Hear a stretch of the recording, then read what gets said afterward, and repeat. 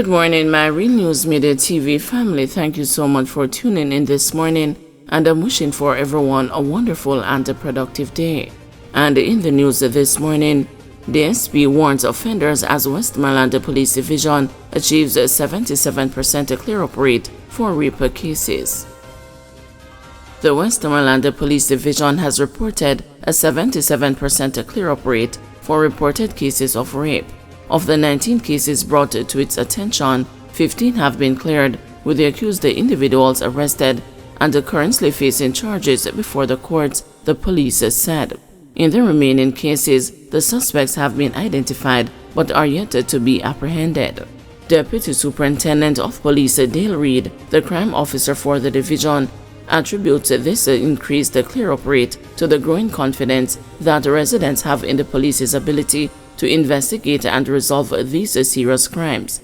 The dedication and the professionalism displayed by our officers have fostered a level of trust within the community. This trust is crucial in encouraging victims to come forward, knowing that their cases will be handled with the utmost diligence and sensitivity, said Reed. He further commended the efforts of the police team, stating, "I wanted to commend our officers for their relentless pursuit of justice. Their hard work and commitment have made a significant impact on the safety and the security of our community. We urge more individuals to come forward and report these crimes. Your courage helps us in our mission to make Westmoreland a safer place for everyone." Despite a slight increase in the number of reported cases, the SP Reed emphasized that this rise is indicative of the confidence citizens have in the police force. The increase in reported cases should not be seen as a spike in crime, but rather a reflection of the trust that the community places in our ability to address these issues. More victims are finding the courage to come forward, which is a positive step towards eradicating this heinous crime. To would-be offenders, the SP Reed has a strong message. We will not tolerate any form of sexual violence in our community. The Westmoreland Police Division is committed to pursuing justice with unwavering determination. If you commit these crimes, we will find you, arrest you, and ensure that you face the full extent of the law. Meanwhile, the police continues to encourage community cooperation in reporting crimes and providing information that can aid in the swifter resolution of cases. The combined efforts of the police and the community are essential in creating a safe and secure environment for all residents. This significant achievement in the Westmoreland Division highlights the importance of community trust and collaboration in the fight against the crime. The police force remains dedicated to maintaining this momentum and enhancing the safety and the well-being of all citizens, said a statement from the High Command this Sunday. Ministers anger stores after company seeks to opt out of licensed obligations. Minister with responsibility for energy, Darrell Vaz, is awaiting the outcome of a meeting involving the leadership of Jamaica Public Service Company and the Office of Utilities Regulation today before he determines his next step in a growing standoff with the entity. Vaz has been up in arms since late last week, when JPS told its customers that their next bill may be estimated. The minister's anger with the JPS increased after he was handed a letter indicating that the company would be opting out of the obligations of its operating license under force majeure, as Hurricane Beryl has created uncontrollable events that are not its fault and which make it difficult or impossible to carry out a normal business. What the JPS wants to do is to get a force majeure in the contract while using the contract as it stands to penalize its customers. It's wrong. It is absolutely wrong, declared Vaz during an interview with the news on Sunday. Depending on what comes out of that meeting between the JPS and the OUR today, it will determine how I move in relation to calling in the JPS board and the shareholders, added Vaz. He told the news that none of the 3 government board members were called to any meeting or had any discussion in relation to the estimated bills, and I suspect that is because the JPS is going by its license. The license sets out what they can or cannot do, and you know who signed that license, which is up in 2027. This is a fundamental issue that speaks to equity and fairness. And the fact of the matter is, while we don't want to politicize it, the fact is the license they are operating on was signed by Philip Paulwell in 2016, so he has no moral authority to make any request in relation to the conditions that he approved. VAS charged that JPS was being selective in its response to Hurricane Beryl and is sending mixed signals. The bottom line is the JPS says it is working within the terms of its license, but that doesn't mean the company cannot alter its decisions in the best interest of its customers. On the issue of the force majeure, I have sent that letter to the OUR for them to peruse and also to the Attorney General's chambers. I have asked the AGC to look at the license and to give me their interpretation, as they are the government's lawyer. If it means that I have to summon the JPS board and the stakeholders to deal with this matter, which I believe is critical in relation to principle and equity, then this will be done. And I don't understand how the JPS can want a force majeure, which is to suspend the terms of its license because of a disaster, but are not seeking to do anything to cushion the effect of its customers, said VAS. He pointed out that he is slated to host a meeting of the Parliamentary Committee looking at the Electricity Act of 2015 so as to have the members sign off on the final draft of its recommendations. Obviously, what has happened with the estimated bills will give us an opportunity to specifically look back at that and to make sure it is tightened up so that we don't have to go through something like this again in terms of not protecting JPS customers in a time of disaster. I am on the side of reason, and I am on the side of the people who are the customers of the JPS, added VAS. JPS has already indicated that not all its customers will receive estimated bills during this billing cycle, and those who do get estimated bills will see an average of their last 3 bills, as this is standard operating procedure. Displaced Rocky Point residents making most of shelter. For almost 3 weeks, Althea Brown and her husband Ivan have been taking turns sleeping on a cot in what serves as her office at the hurricane shelter in Rocky Point, Clarendon. She is the manager of the facility, but like many residents in the community, she too has been displaced after Hurricane Beryl caused extensive damage to her home. The Category 4 storm battered Jamaica on July 3, totally destroying some 321 homes, 133 of which were in the parish of Clarendon, preliminary assessments have revealed.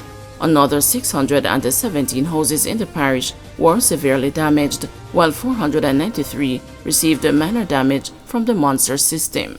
Brown, who was making lunch arrangements for the 31 residents at the shelter last Thursday afternoon, told the news that an entire wall of her house collapsed on the night of the storm, causing major damage to her furniture and appliances. Even more heartbreaking, she revealed, was that her family home was also looted, and the thieves went away with her stove and the gas cylinder. But even as she ponders rebuilding, Brown said that for now, she is more focused on helping the other displaced residents in need. Word on the ground and around is that it's the longest shelter ever opened since a hurricane. But in truth and in fact, some persons don't have nowhere to go because they're totally destroyed, house smash up.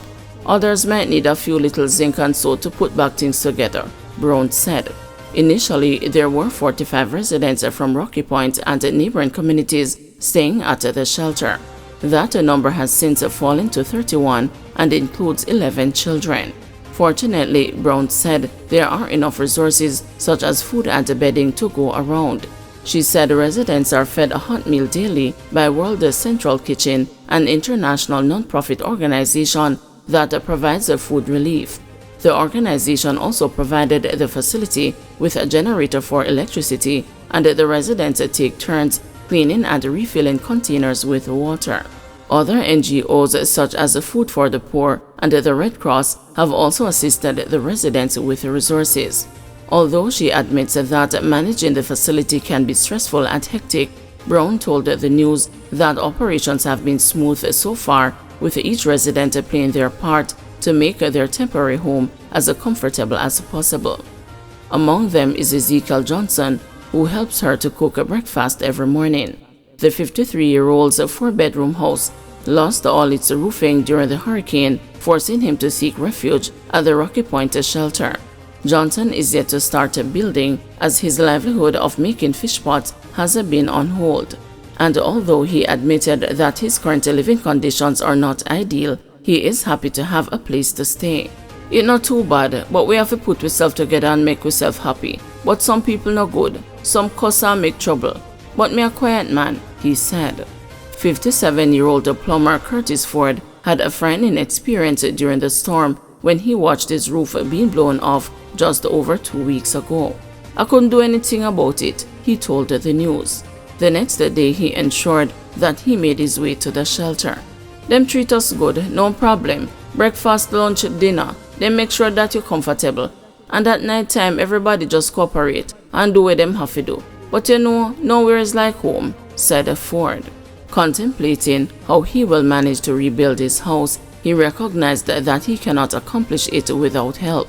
All I need is some 2x4 and some plywood, because I did pick up about 12 sheets of zinc. But because I am not working right now, it's kinda unaffordable to buy the ply them and them thing there. Kaden Wint lived in a one-room zinc structure with her partner and the 4 children. Cognizant of the vulnerability of such a dwelling in a hurricane, the 34-year-old sought a shelter before Beryl's onslaught. She sent her children to stay with relatives whose house was deemed safer, and she and her partner sought a refuge at the community center. My experience at the shelter isn't bad. We have a lot of fun, make friends, we talk, we laugh, eat food, we sing, whole heap of activities and those things, she told the news. But sharing that she and her partner are repairing their home, Wint expressed sorrow over being looted and appealed for assistance to replace her furniture. I can go home now, but I really need the help to get my things working, so my kids them can come back, because I have to make my kids them stay with them grandmother, she said. Although she has already made some repairs to her home, which was flooded during the hurricane, 58-year-old Charmaine Blair Ashley, who is diabetic, still does not believe it is safe enough for her to return. Explaining that she lives alone and there is no electricity, she disclosed that she feels much safer at the shelter. It is very good, the place is very nice. I like how they take care of us and the unity and cooperation of the fellow people there, she said. Alasha Powell and her 2 teenage children sought a shelter at the facility because her one-room house had flooded. The single mother said she was grateful to have a place to run to. Sometimes I feel a little bit frustrated because we used to our home, but this is what it is now. So we have to just cope with every little thing we go on and just think positive, she said. We have to hope for the best because we know we are going to bounce back, but it's going to take a little time, she added. But the 59-year-old Patsy Elvey is not very optimistic about recovering anytime soon. Her house in Rocky Point settlement was completely destroyed, and she is anxious about how she will survive when the shelter closes. Me no have nowhere to go right now. Me no have no family house to go. Me no have nowhere to go. Right now, me just lie down and think where me a go, and me eye them a get water, she said, adding that she is the caretaker for a 2-year-old. Meanwhile, Norval Gale, chairman of the Disaster Risk Management Response and Recovery Committee for Rocky Point, said that the Ministry of Labor and Social Security is currently coordinating how best they can assist the displaced residents. He noted too that members of the Jamaica Defense Force are in the community and will be helping with the repairs. Guys, thanks for watching. Please join us this afternoon at 2 p.m. for another news update.